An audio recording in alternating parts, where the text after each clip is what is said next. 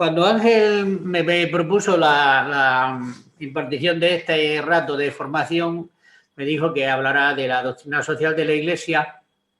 Después, al poco tiempo, se publicó la encíclica Fratelli Tutti y ya dijimos, bueno, sobre todo hay que hablar de Fratelli Tutti. Pero, lógicamente, hay que encuadrarla porque es una encíclica social. Lo dice el Papa Francisco precisamente en este documento, en el número 6, la llama así, encíclica social. Fratelli Tutti la firmó el Papa, si no recuerdo mal, el día de San Francisco de Asís, y como Laudato Si se inspira fundamentalmente en San Francisco, en palabras del mismo Papa. Ya sabéis que nosotros tenemos como referencia, seguimos teniendo como referencia el sínodo diocesano, y en esas orientaciones que habíamos propuesto y programado para un quinquenio. Ya cuando tengamos obispo no sabemos si él dirá que sigamos o hay que cortar, pero esperemos que haya que seguir, ¿no? En una de esas orientaciones tomadas del sínodo se dice perfectamente claro: fomentar la formación en doctrina social de la Iglesia. Y concretamente se decía también poner en funcionamiento la Escuela Diocesana de Doctrina Social de la Iglesia. Decíamos, eso hay que hacerlo en el 2019. Y efectivamente se hizo y empezó a funcionar. No sé si estáis al tanto, pero se creó un equipo formado por Ángel Martín Chapinal, dentro de la Delegación de Pastoral Social, Merche Expósito, que la nombramos coordinadora del equipo, Miguel Ángel González y un servidor. Entonces hicimos una programación de lo que sería la escuela esta, y con metodología diferente a la que ya tuvimos antaño y que funcionó durante unos años. La propuesta es hacer una formación básica de un día, pensado para un sábado con comida incluida, y después una formación específica en cursos específicos posteriormente. La realidad es que esta formación, si no recuerdo mal, se pudo hacer antes de la pandemia con el voluntariado de Manos Unidas, y creo que también en otro grupo que no lo tengo yo en la cabeza. Si estáis alguno, pues después lo decís, ¿no? Pero creo que se ha impartido 2 veces. Después se puso en marcha la situación de pandemia y no se ha podido hacer, pero la voluntad está ahí y los medios los tenemos, ¿no? Hay que tener en cuenta quizás que el sínodo nos sirvió para una de las cosas, es esta, ¿no? Nos ha servido para tomar conciencia de la importancia de la doctrina social de la Iglesia, algo que los papas vienen diciendo reiteradamente, ¿no? Y su relación con la evangelización. El cristiano, este número está tomado el número 7 del Compendio de Doctrina Social de la Iglesia, sabe, dice, que puede encontrar en la doctrina social de la Iglesia los principios de reflexión, los criterios de juicio y las directrices de acción como base para promover un humanismo integral y solidario. Dice también el compendio: difundir esta doctrina constituye, por tanto, una verdadera prioridad pastoral. Fijaros que tengo destacadas las palabras que me parecen clave. Es una prioridad, según el compendio de Doctrina Social de la Iglesia, el conocimiento de esta doctrina, para que las personas iluminadas por ella sean capaces de interpretar la realidad de hoy y de buscar caminos apropiados para la acción. La doctrina social de la Iglesia está pensada para actuar, es decir, no es pura teoría, sino que se tiene que transformar en acción. Por eso, arriba se dice, no son solo principios y criterios, sino directrices de acción. Y esta enseñanza y difusión forma parte de la misión evangelizadora de la Iglesia. Este número del compendio me parece que resume muy bien todo el planteamiento que nace de nuestro sínodo sobre la doctrina social de la Iglesia. Los principios de reflexión, como dice el compendio y se dice también en la segunda ponencia de nuestro sínodo, son permanentes, por eso son principios. Y los criterios de juicio, pues también menos permanentes, pero también son inspiradores en cada momento. Ahora bien, las directrices de acción ya tienen que ver con la circunstancia particular que la sociedad, que la realidad social nos está dando. Los mismos principios pues tienen consecuencias prácticas diferentes. Pongamos el ejemplo en 1950 que en el 2020, ¿no? Entonces, esto yo creo que es bueno tenerlo en cuenta. El Papa, en Fratelli Tutti, lo que ha hecho, a mi manera de ver, coger los grandes principios de la doctrina social de la Iglesia de siempre, los valores que fundamentan esos principios, que tiene que ver lógicamente con la fe cristiana, con la antropología teológica cristiana, y aplicarlos al momento de hoy, a la situación de hoy. Es decir, la doctrina social de la Iglesia, por decirlo en términos más coloquiales, continuamente hace una lectura creyente de la realidad. Por eso, partiendo de la realidad, sube a mirar lo que Dios nos pide que tenemos que hacer en el momento.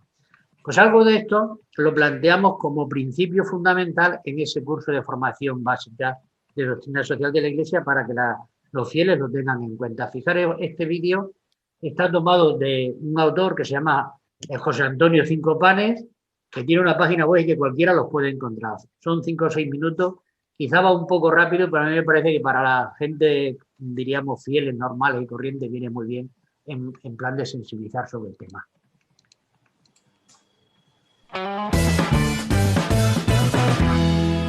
Hola, soy José Antonio de Cinco Panes. Con este vídeo inauguramos el módulo básico sobre doctrina social de la Iglesia, un tema muy discutido dentro de la Iglesia y no siempre bien conocido. Por tanto, nos preguntaremos, ¿qué es la doctrina social de la Iglesia? Empecemos por el principio. Nosotros, cristianos católicos, no vivimos aislados en una burbuja.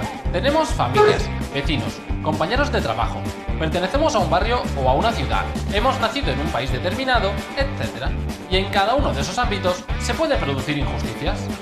La doctrina social de la Iglesia nace a partir del hecho de que nuestra fe católica se choca cada día contra las injusticias del mundo en que nos ha tocado vivir.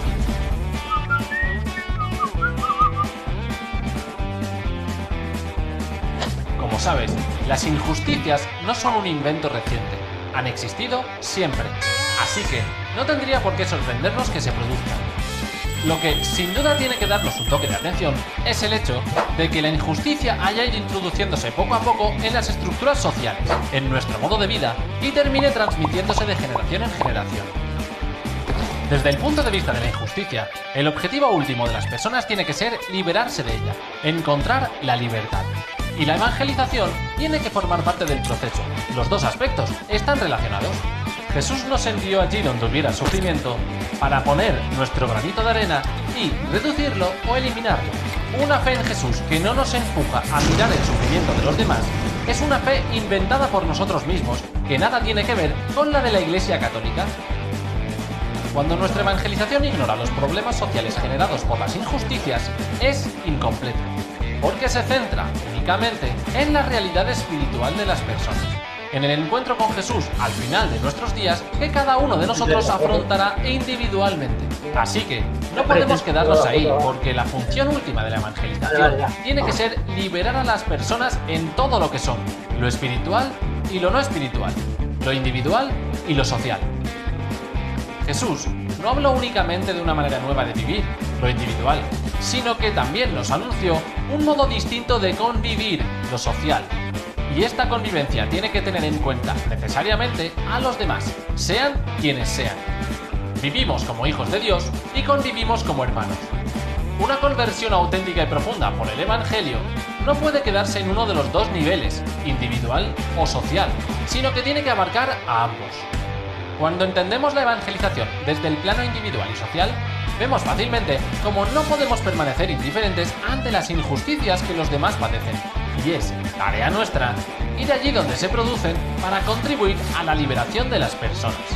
Por tanto, si tenemos en cuenta lo que venimos diciendo, la doctrina social de la Iglesia habla de una liberación que termina siendo evangelizadora y al mismo tiempo de una evangelización que tiene que ser liberadora. Si nos quedamos en el papel, podemos filosofar mucho al respecto y perdernos en frases intelectuales, navegando en círculos alrededor de los conceptos. La doctrina social de la Iglesia no es un pensamiento filosófico, aterriza con propuestas muy concretas para la vida de las personas y los católicos en particular. Es un error pensar que la doctrina social de la Iglesia es solo un conjunto de buenas ideas. Ahora bien, ¿dónde podemos encontrar la doctrina social de la Iglesia? En primer lugar, en el Catecismo de la Iglesia Católica. Entre los números 2419 y 2425 se explican ciertos conceptos básicos acerca de doctrina social. Algunos documentos del magisterio, escritos por papas y obispos a lo largo de los últimos siglos, nos hablan acerca de la doctrina social de la Iglesia. Algunos ejemplos son los textos Rerum Novarum de su Santidad León XIII o Centesimus Annus del Papa Santo Juan Pablo II. En esos documentos van incluyendo algunas directrices y pistas para que la Iglesia cumpla mejor su función de llevar a la humanidad una evangelización liberadora en cada momento concreto de la historia. En tercer lugar, tenemos que saber que durante el pontificado de Juan Pablo II se recopiló toda la información que la Iglesia Católica había acumulado hasta el momento en un documento llamado Compendio de la Doctrina Social de la Iglesia. Se trata de un texto muy largo y hay que tener cierto nivel de formación para poder entender algunos conceptos. Ahora bien, detalla en profundidad la posición de la Iglesia en relación a las cuestiones sociales. Por tanto, encontraremos aspectos de la doctrina social en 1. El Catecismo de la Iglesia Católica. 2. Los documentos del Magisterio. 3. El Compendio de la Doctrina Social de la Iglesia. Sin embargo, debes recordar que el mensaje de Jesús está vivo, es decir, que se actualiza cada día, y es por eso que la doctrina social de la Iglesia debe adaptarse constantemente a las circunstancias del mundo y las nuevas injusticias que surgen. La doctrina social de la Iglesia nos ayuda a conocer lo que nos dice el magisterio de la Iglesia acerca de las injusticias sociales y el modo en que los católicos debemos actuar sobre ellas. También nos permite tomar conciencia sobre si la Iglesia tiene o no tiene que hablar acerca de estos temas. Además, nos enriquece conocerla porque entendemos cuáles son nuestros compromisos y exigencias como miembros de la Iglesia Católica. Y por último, nos resultará más sencillo ser testigos de Jesús en la vida real y concreta de cada día. Pues hasta aquí con este punto. Puedes continuar viendo otros vídeos de este u otro módulo en 5panes.com. Comparte el vídeo, síguenos en Twitter, danos un me gusta en Facebook o suscríbete a nuestro canal de YouTube. Recuerda, haces falta para cambiar el mundo. ¡Ánimo! ¡No temas!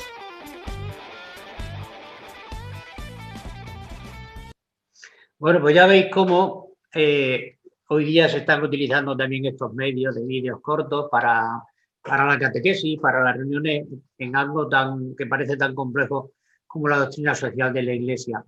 Sí que añadir a ello que, ya sabéis, después de la publicación del compendio, pues ha habido unas encíclicas sociales, ¿no? De Benedicto XVI, principalmente Deus Caritas Est y Caritas in Veritate, y de el Papa Francisco, pues Laudato Si y esta que tenemos ahora entre manos, Fratelli Tutti. En el sínodo, en la ponencia segunda del sínodo, establecíamos precisamente cuáles eran esos principios fundamentales de doctrina social de la Iglesia, que son la dignidad de la persona, el bien común, la solidaridad, la subsidiariedad, la participación, el destino universal de los bienes y también los valores que sustentan, que es la verdad, la justicia, la libertad y el amor. Bueno, pues si tenéis ocasión, habéis leído o volvéis a repasar la encíclica, veréis que el Papa, a mi entender, lo que hace es aplicar al momento actual, con todos los cambios que ha habido y sigue habiendo, estos principios. Y estas palabras, estos conceptos aparecen muchísimas veces en el documento.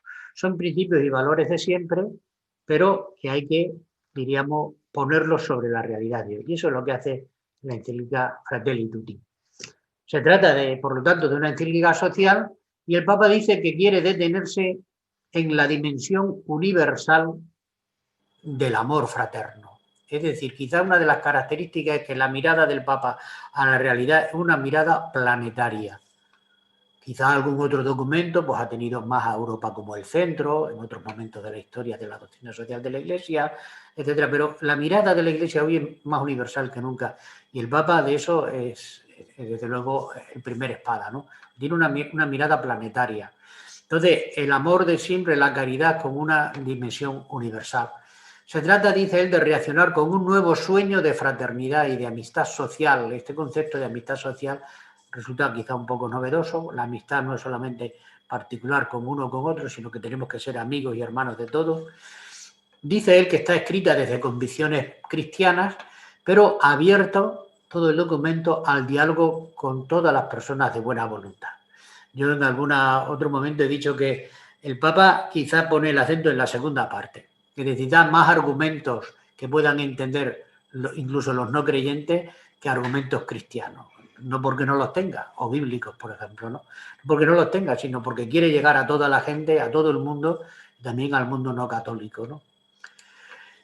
Y dice él que cuando estaba redactada surge el tema del COVID-19, ¿no? Es decir, que ahí introduce dentro de lo que es el retrato de la realidad de hoy esta novedad que ha puesto al mundo patas arriba y lo que deja de manifiesto, ¿no? la fragilidad de las personas, la incapacidad para dar una respuesta conjunta, etcétera, etcétera, ¿no?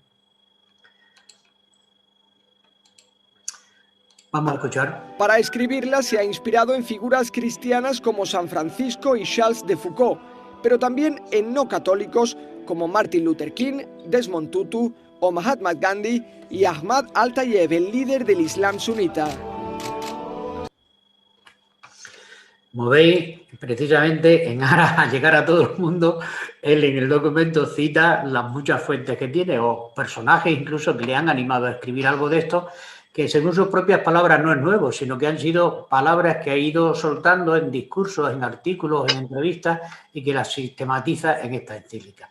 Tiene 8 capítulos, como sabéis: Sombras de un mundo cerrado, Un extraño en el camino, Pensar y gestar un mundo abierto, Un corazón abierto al mundo entero, La mejor política, Diálogo y amistad social, Caminos de reencuentro y el papel de las religiones al servicio de la fraternidad del mundo. El primer capítulo es precisamente un análisis de la realidad, del mundo de hoy, las tendencias que en el mundo de hoy están desfavoreciendo la fraternidad universal. Diríamos que la fraternidad universal es el objetivo último, debería ser de todas las sociedades y en particular de los cristianos, pero las tendencias que hay en el mundo van contra ella. ¿Cuáles son? Pues habla de que se ha roto el sueño de la integración, es decir, estamos en un mundo cada vez más fragmentado. Aquel sueño de que Europa iba a ser cada vez más unida, en Latinoamérica también, todo eso ha ido desapareciendo, se ha ido difuminando. Habla también de los conflictos que hay locales en el mundo, algunos los conocemos por los medios de comunicación, de otros no se habla, ¿no? Habla de la globalización, pero una globalización que carece de fraternidad, es más una globalización económica que otra cosa. Habla de cómo los poderes económicos buscan el divide y vencerás, es una expresión suya. Habla también del fin de la conciencia histórica, es decir, que no se tiene el sentido del pasado, de que se está construyendo el presente continuamente, por eso él habla de la deconstrucción de la realidad, o si se quiere decir más claramente, la falsificación de la realidad. Cada uno, diríamos, establece un discurso que es el discurso que le favorece, pero muchas veces traicionando la verdad, la historia, lo que es fundamento, por ejemplo, de los países, de los pueblos. Y todo esto desemboca en una actitud permanente, muy globalizada, de individualismo y de consumismo. Además, también se refiere mucho el Papa de la carencia de pensamiento crítico, es decir, no se tiene una actitud crítica entre lo que se escucha, lo que se propone, lo que se divulga, sino que un poco funcionamos a la moda y dejándonos llevar por el qué dirán o por lo que está más extendido, ¿no? Y habla también de la manipulación de las grandes palabras. Libertad es una gran palabra, justicia, democracia, pero todas estas grandes palabras que deberían tomarse muy en serio, sin embargo, se manipulan y se llevan al terreno de, diríamos, de los intereses particulares o de partido, por ejemplo, ¿no? En definitiva, él habla precisamente, en resumen, de que no tenemos un proyecto para todos. Esto es lo que cristaliza, diríamos, en la fragmentación. La fragmentación que tenemos tan grande en el mundo lleva a que no tengamos un proyecto común. Dice él en el número 15, la política ya no es una discusión sana sobre proyectos a largo plazo, sino recetas inmediatistas de marketing que encuentran en la destrucción del otro el recurso más eficaz. Esto, fijaros, si no podemos aplicarlo, pues por no ir más lejos, a nuestro propio país, ¿no? Es decir, se gasta mucha energía en descalificar al otro y no en enlazar propuestas a largo plazo. Normalmente las recetas que se dan son cortoplacistas porque se responde a lo que la gente inmediatamente pide y sin tener en cuenta el futuro, ¿no? La proyección de futuro. A eso el Papa en otros momentos de la encíclica lo llama populismo, ¿no? También se da. Y el fenómeno del descarte universal, que ya sabéis que es una expresión que él ha utilizado y utiliza muchas veces, ¿no? Las personas no son el centro, no son lo primero, que hay que respetar y amparar, sino que cuando sirven se utilizan, cuando no sirven se rechazan, lo que es la mentalidad, la cultura del descarte. Es un gran tema que él lo saca con mucha frecuencia y lo recoge también en la encíclica. Habla también de las nuevas pobrezas, el crecimiento económico sin desarrollo integral, en la falta de equidad en la organización de la economía, Se dice que también que los derechos humanos no son suficientemente universales. Es decir, tenemos la Gran Declaración de los Derechos Humanos, que todo el mundo en teoría lo tiene aprobado y vela por ellos, pero realmente en la práctica no es universal. Mucha gente no disfruta de los derechos. El papel de la mujer en la sociedad, que todavía tiene que aumentar, crecer y desarrollarse mucho más, se refiere a la esclavitud, la trata de personas, guerras, atentados, la cultura de levantar viejos y nuevos muros, la soledad, los miedos, la inseguridad. Si os dais cuenta, en una palabra yo meto lo que podrían ser 2 o 3 números de la encíclica, ¿no? La encíclica, lógicamente, está escrita para ser leída, no para hablar mucho de ella, porque es muy difícil hacer un resumen. Y después, en lo que se refiere a la pandemia, concretamente, dice el Papa, esta situación ha puesto de manifiesto la fragilidad. Estábamos en un mundo que nos consideramos muy seguros, ¿no? Tenemos remedio para todos, remedio de médicos, de farmacia, para todo, y ahora nos hemos dado cuenta de que somos muy frágiles, carecemos de mucha información, etcétera, ¿no?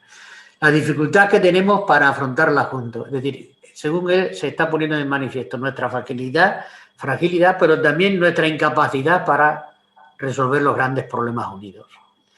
Él habla de que no estamos construyendo un nosotros universal, un nosotros que vaya más allá de los cercanos, de los amigos, de la familia. Es decir, él habla mucho de la dimensión global, universal, de la caridad, de la amistad, etc. Y estamos cayendo, por el contrario, en un sálvese quien pueda, es decir, la postura más individualista que se puede pensar, y cuando no, que es peor todavía, dice, en un todos contra todos. Y eso es un clima de conflicto y de desconfianza generalizado, ¿no? Fijaros que en palabras, en expresiones muy sencillas, en realidad está retratando lo que estamos viendo en los informativos de televisión, en la prensa continuamente. También tiene un apartado que dedica a las migraciones, el mundo de los refugiados, que pone de manifiesto 2 cosas: la fractura de las comunidades de origen, fractura económica, su desarrollo, etcétera, etcétera, que hace que se expulse población, y también el miedo y la alarma que surge en las sociedades receptoras. Es un gran tema, además permanente, ¿no?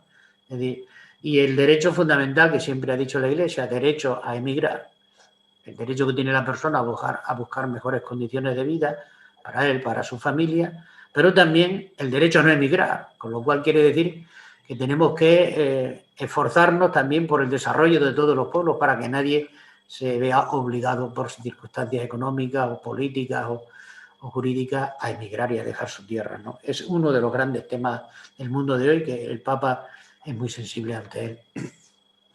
Y después también habla de la comunicación, habla de la ilusión de la comunicación, alaba por supuesto todos los medios, todas las técnicas que estamos utilizando en la comunicación, pero es verdad que sirven para acortar distancias, para facilitar la comunicación, el diálogo, cuando se hace bien, pero al mismo tiempo tiene un peligro, que está favoreciendo muchas veces, desfavoreciendo el derecho a la intimidad. Ahí hay un pequeño error en el texto, ¿no? Es decir, que no favorece el derecho a la intimidad, sino que se sacan, como estamos viendo muchas veces, con el afán de libertad, todos los trapos sucios de la gente, ¿no? Y entonces la comunicación tiene que estar también sujeta a unos criterios éticos, a unos valores, ¿no?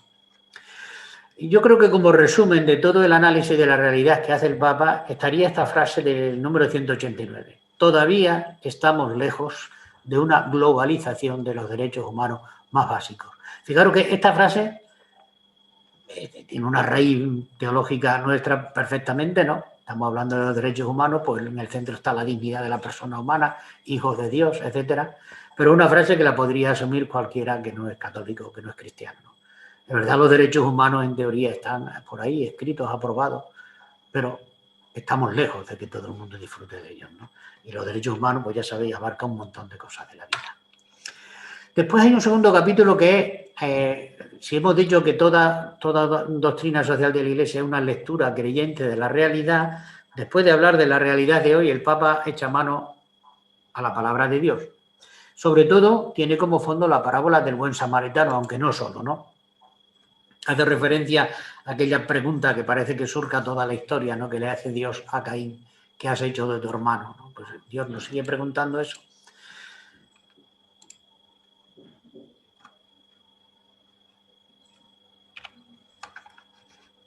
Ante la indiferencia global y la tentación de desentendernos de los demás, el Papa pide recordar que todos estamos en la misma barca. Dice que la única opción ante el dolor del mundo y las heridas de las personas es seguir el modelo del buen samaritano, que ayuda a un hombre herido sin importarle quién es, qué opina o de dónde viene.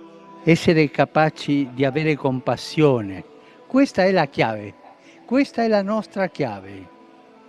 Se tu davanti a una persona bisognosa non senti compassione, se il tuo cuore non si commuove, vuol dire che qualcosa che non va. Stai attento, stiamo attenti. Non ci lasciamo trascinare dalla insensibilità egoistica. A propósito de la parábola del buen samaritano, dice, se fija en los personajes, ¿no? Habla de los salteadores de los caminos, habla del herido del camino, habla de los que pasan de largo, ¿no? Y dice que todos estamos en alguno de ellos representados.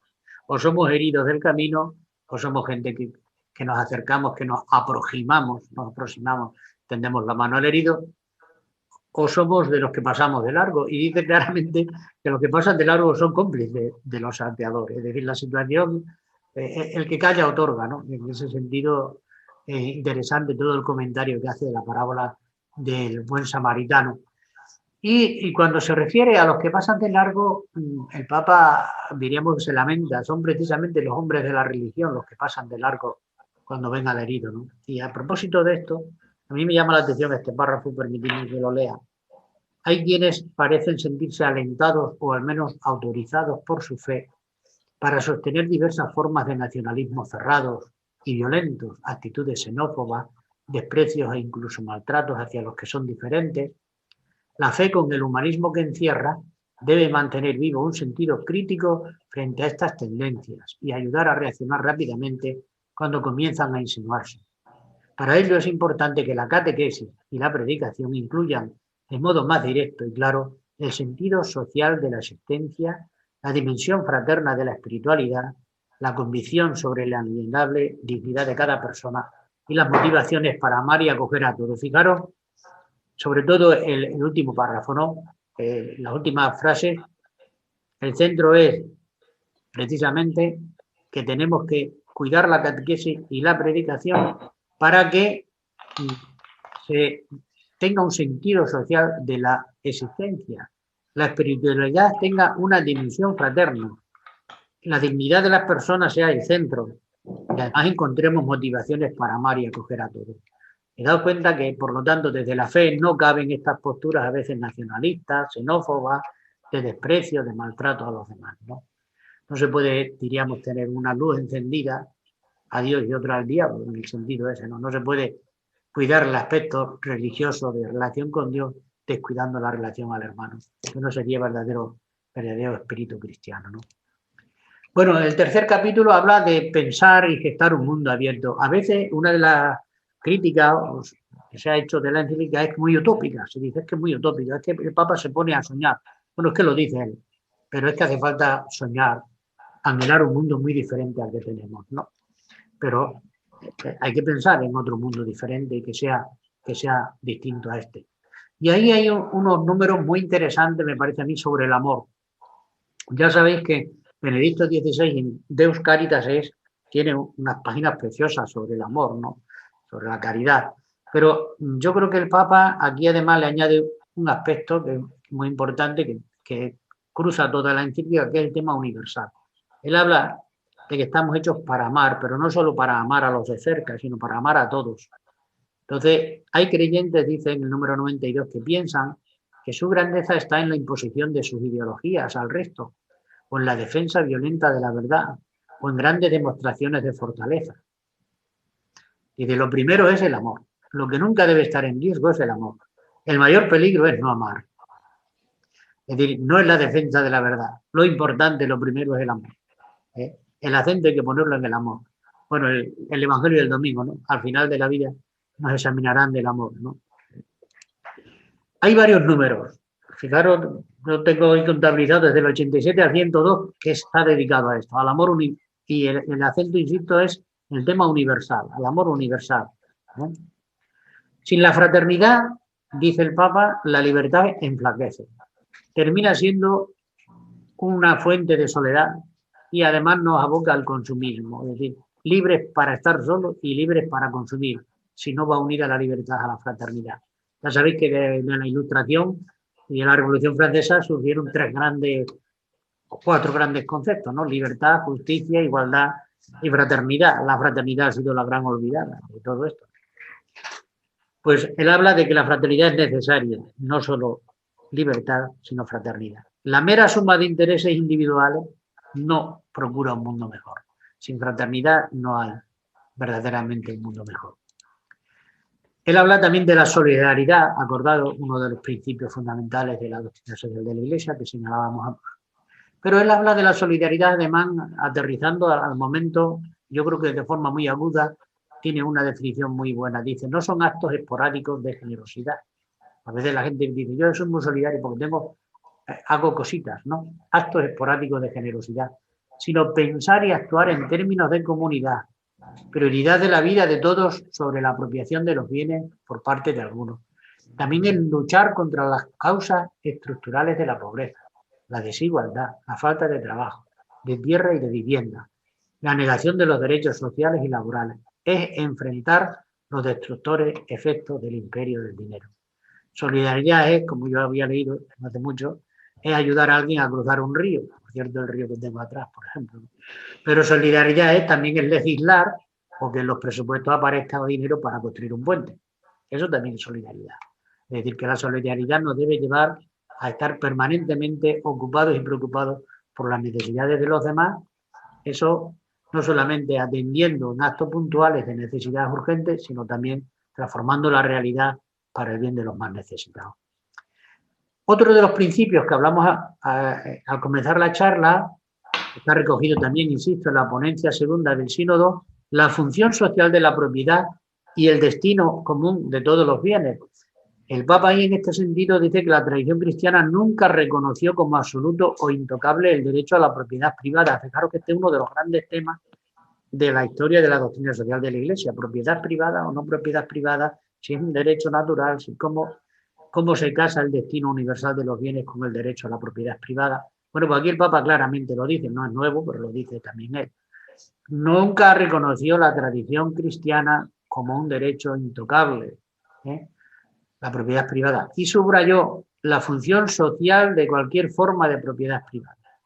El derecho a la propiedad privada solo puede ser considerado como un derecho natural, fijaros cómo cuida la palabra, secundario, y derivado del principio del destino universal de los bienes creados. Si es secundario, quiere decir que hay uno primario, es precisamente ese, el destino universal de los bienes creados. Sucede con frecuencia, dice el Papa, que los derechos secundarios se sobreponen a los prioritarios y originarios, dejándolos sin relevancia práctica. El primero está el destino universal de los bienes, después la propiedad privada. Entonces, el mundo está hecho para todos. La apropiación privada nunca puede perder de vista eso que llamamos la función social de la propiedad. Sigue lo del derecho de algunos a la libertad de empresa, por ejemplo, en el ámbito de la empresa, o de mercado, no puede estar por encima de los derechos de los pueblos, ni de la dignidad de los pobres, ni tampoco del respeto al medio ambiente, puesto que quien se apropia algo es solo para administrarlo en bien de todos. Fijaros, el concepto de propiedad, claro, desde la fe cristiana es diferente, queda muy diluido porque nosotros podemos decir somos administradores de los bienes. El único dueño y propietario es el Señor, que lo ha entregado para toda la humanidad, la que vive ahora, la que vivió antes y la que vive en el futuro. Y nosotros somos administradores del mundo, en bien de todos, dice el Papa, ¿no? Entonces nunca podemos ser propietarios del todo para hacer y deshacer lo que nos dé la gana, como si fuéramos propietarios absolutos, ¿no? La actividad de los empresarios es una noble vocación.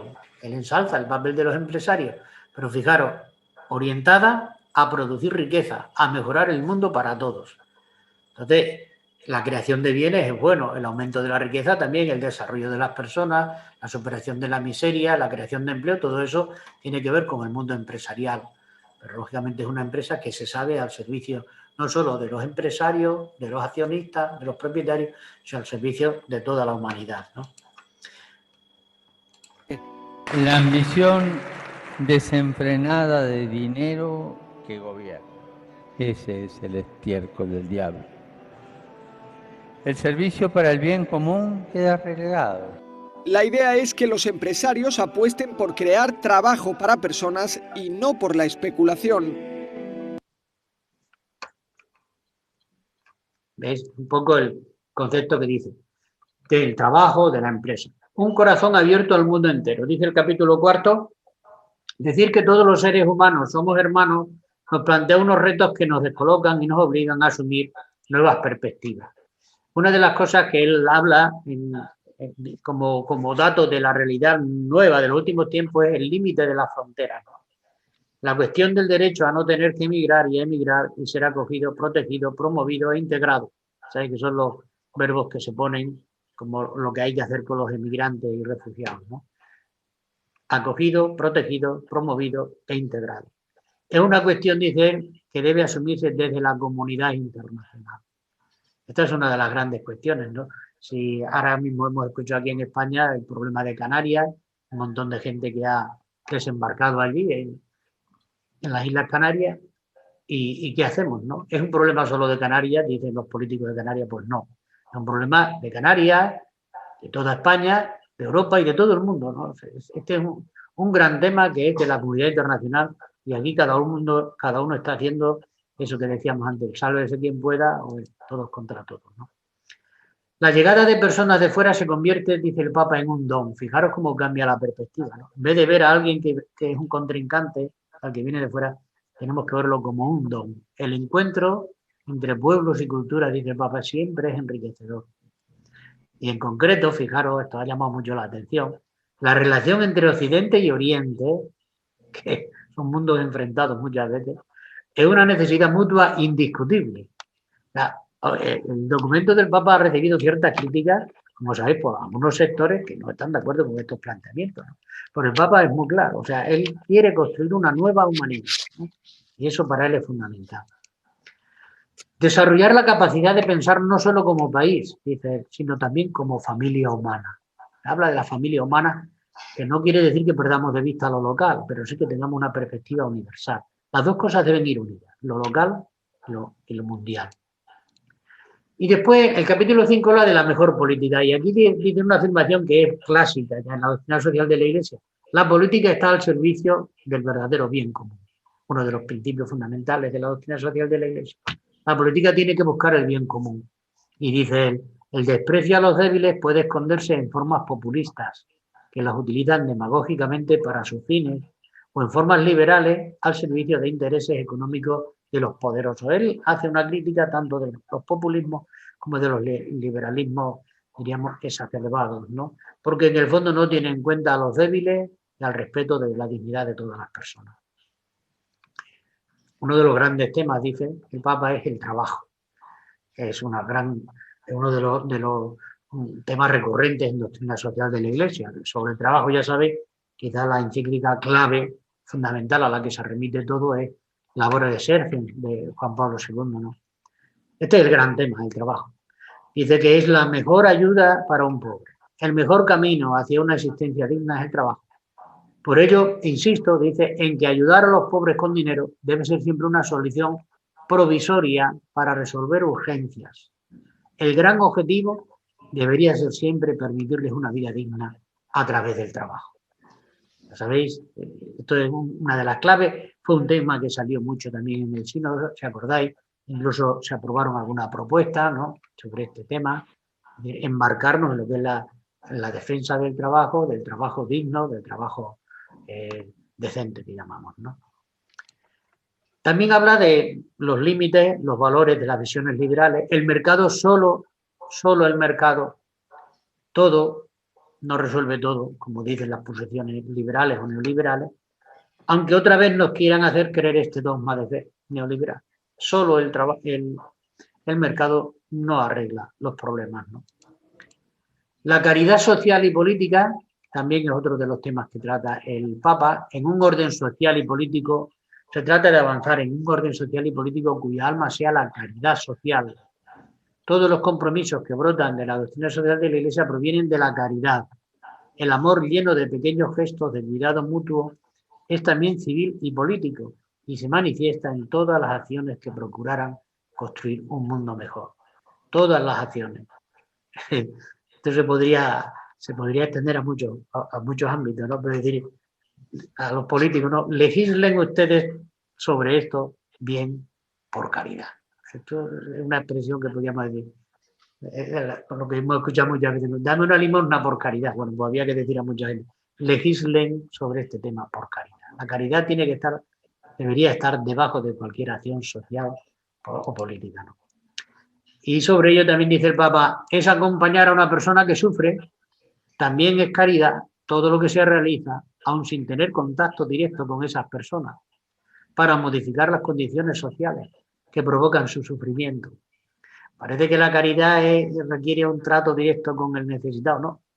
Aunque no veamos a la persona o a los colectivos para los cuales estamos trabajando, proponiendo, también estamos actuando por caridad. El político es un hacedor, dice él, un constructor con grandes objetivos, con mirada amplia, realista y pragmática, aún más allá de su propio país. Siempre esa perspectiva universalista, ¿no? Más allá del propio país, hay que tener en cuenta. El sexto capítulo es el diálogo y amistad social. Bueno, dialogar para él es acercarse, expresarse, escucharse, mirarse, conocerse, tratar de comprenderse, buscar puntos de contacto. Y supone una capacidad de respetar el punto de vista del otro. Fijaros lo que necesitamos esto, ¿no? Porque normalmente lo que tenemos son monólogos. La gente habla y el otro ni escucha ni le da la razón. Supone la capacidad de respetar el punto de vista del otro, aceptando la posibilidad de que encierre algunas convicciones o intereses. Cuando hacemos monólogo, descalificamos al otro, no buscamos síntesis superadoras de diferencias, pues no estamos haciendo diálogo verdadero. Todo ello indica que no estamos preocupados por buscar el bien común. Y él habla de cómo los héroes del futuro serán los que sepan romper esa lógica enfermiza y decidan sostener con respeto una palabra cargada de verdad, más allá de las conveniencias personales. Sobre la verdad y sobre la necesidad de buscar consenso hay varios números. Me parece que es un apartado muy interesante y muy extenso. El capítulo séptimo habla de caminos de reencuentro y se necesitan, dice él, artesanos de paz, dispuestos a generar procesos de sanación y de reencuentro con ingenio y audacia. Acordad que uno de los valores que poníamos al principio, recogidos también en nuestra ponencia del sínodo, era la verdad, la justicia, la paz. Pues aquí hay un párrafo que me parece muy acertado, dice, la verdad es una compañera inseparable de la justicia, de la misericordia. Las tres juntas son esenciales para construir la paz y cada una de ellas impide que las otras sean alteradas. La verdad no debe, de hecho, conducir a la venganza, sino más bien a la reconciliación y al perdón. Es muy acertado. Todo el número 227, donde aparece el tema del perdón, de la reconciliación, pues muy importante, ¿no? Sobre todo en esto que es muchas veces, pues, el ajuste de cuentas por el que nos estamos metiendo muchas veces.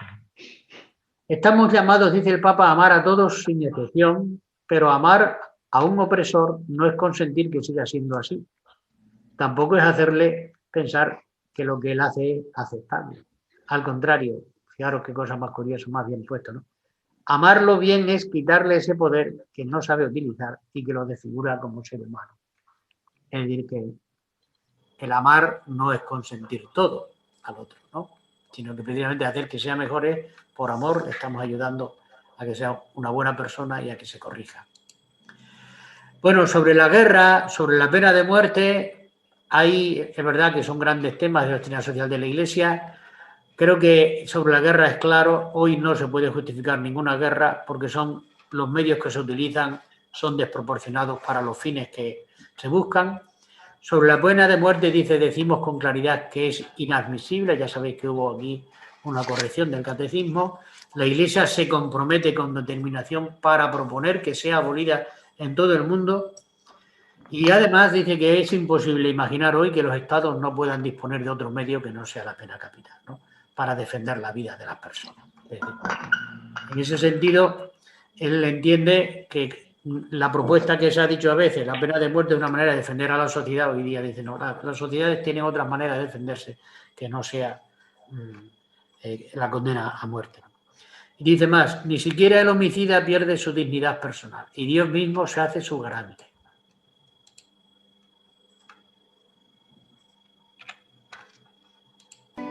El Papa recuerda que la guerra siempre deja al mundo peor de como lo había encontrado. Propone ver los efectos en las víctimas y pide detener la proliferación de armas nucleares y dedicar ese dinero a un fondo mundial contra el hambre. En el mundo de hoy, en el que millones de niños y familias viven en condiciones infrahumanas, el dinero que se gasta y las fortunas que se ganan en la fabricación, modernización, mantenimiento y venta de armas, cada vez más destructivas, son un atentado continuo que clama al cielo. Además, recuerda que ha cambiado el catecismo y que en ningún caso es admisible la pena de muerte. Y el capítulo 8, estamos acabando, habla del papel de las religiones. Él entiende que las religiones tienen un gran papel en el mundo de hoy, la construcción de la fraternidad del mundo, el diálogo, el objetivo del diálogo entre personas y religiones diferentes es establecer amistad, paz, armonía y compartir valores y experiencias morales y espirituales. Sabemos que hacer presente a Dios es un bien. Fijaros que en este mundo muchas veces dice que ¿para qué es necesaria la religión? Bueno, pues aquí el Papa es claro. Hacer presente a Dios es un bien para nuestras sociedades. Buscar a Dios con corazón sincero siempre que no lo empañemos con nuestros intereses ideológicos o instrumentales nos ayuda a reconocernos compañeros de camino, verdaderamente hermanos.